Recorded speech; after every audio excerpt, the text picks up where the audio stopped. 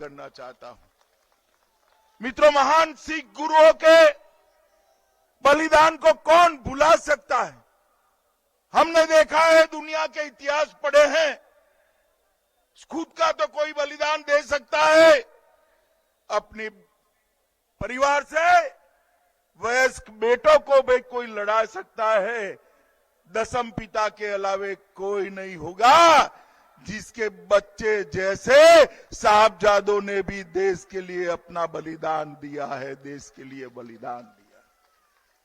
और उन्हीं की याद में उनके बलिदान दिन को हमारे देश के प्रधानमंत्री जी ने वीर बाल दिन का नाम देकर समग्र विश्व में साहबजादों के बलिदान को स्मृति करने का काम नरेंद्र मोदी जी ने किया है। मेरे साथ सभी बोलिए, जो बोले सो निहाल। मित्रों, मैं आज यहां आया हूं, 3 चरण के चुनाव समाप्त हो गए। पीलीभीत वालों, 3 चरण का परिणाम जानना है क्या? जानना है? बता दो। मैं सब जगह घूम के 4थे चरण में आया हूं, बता दो पक्का। ये तीनों चरण में सपा और बसपा दोनों का सुपड़ा साफ होने वाला है। और कांग्रेस पार्टी तो दूरबीन लेकर भी दिखाई नहीं पड़ती है। मित्रों, दूरबीन लेकर भी दिखाई नहीं पड़ती है। आज यहां पर पूरे उत्तर प्रदेश में जिस प्रकार 5 साल तक भारतीय जनता पार्टी की सरकार चली है, उसने जो विकास के काम करे हैं, गरीब कल्याण के जो काम करे हैं, लॉ एंड ऑर्डर को सुधारने के लिए जो काम करे हैं, इसके कारण पूरे उत्तर प्रदेश में भारतीय जनता पार्टी की लहर है। मैं बताता हूं, 7वें चरण आते आते ये लहर सुनामी में बदल जाने वाली है, सुनामी में बदल जाने वाली। मित्रों, भारतीय जनता पार्टी आतंकवाद के खिलाफ जीरो टॉलरेंस के साथ शासन में आ रहती।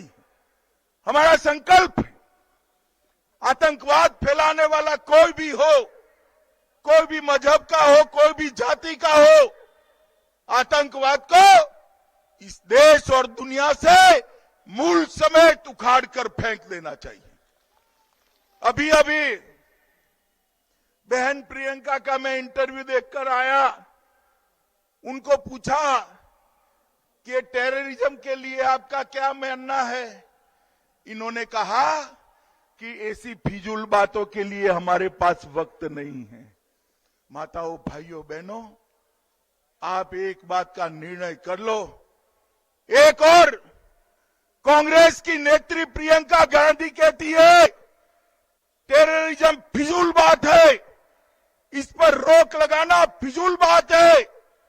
दूसरी ओर उनके नेता सलमान खुर्शीद कहते थे अहमदाबाद के बम धमाकों में सिमी के लोग जो पकड़े गए वो बेगुनाह है, उनको छोड़ देना चाहिए।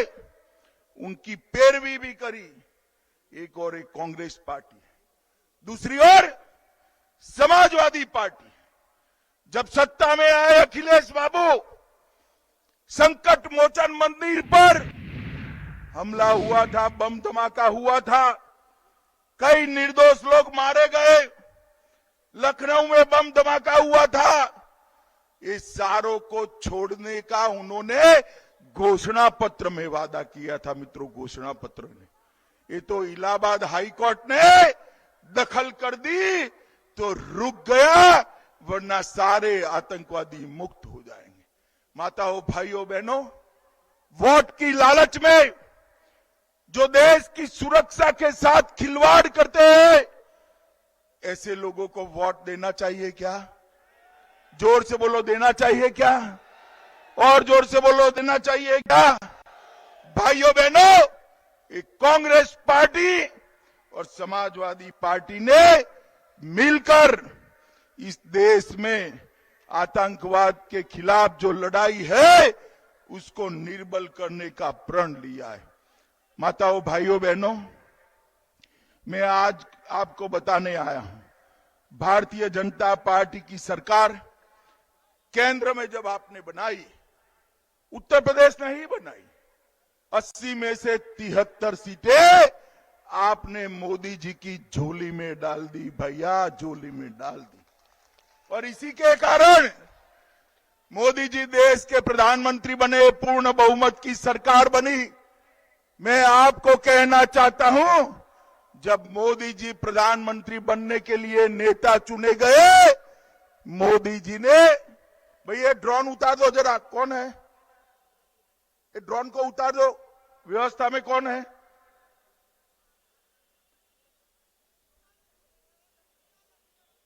मोदी जी ने जब नेता बना रहे थे मोदी जी को, तब भाषण किया था कि मेरी सरकार, भारतीय जनता पार्टी की सरकार गरीबों, पिछड़ों और दलितों की सरकार होगी। भाइयों, बहनों, माताओं, 7.5 साल के अंदर उत्तर प्रदेश में मोदी जी ने गरीबों का जीवन ऊपर उठाने का काम किया है। 70 साल तक ये सपा बसपा कांग्रेस पार्टी राज करते रहे। कभी गैस का सिलेंडर कोई गरीब के घर में नहीं पहुंचा था। आज 7.5 साल के अंदर 1,67,00,000 माताओं के घर में गैस का सिलेंडर पहुंचाने का काम भारतीय जनता पार्टी ने किया। 2,61,00,000 गरीबों के घर में शौचालय पहुंचाकर माताओं बहनों को सम्मान के साथ जीने का अधिकार योगी आदित्यनाथ की सरकार ने दिया है। मित्रों, 1,41,00,000 घरों में आजादी के 70 साल तक बिजली नहीं थी।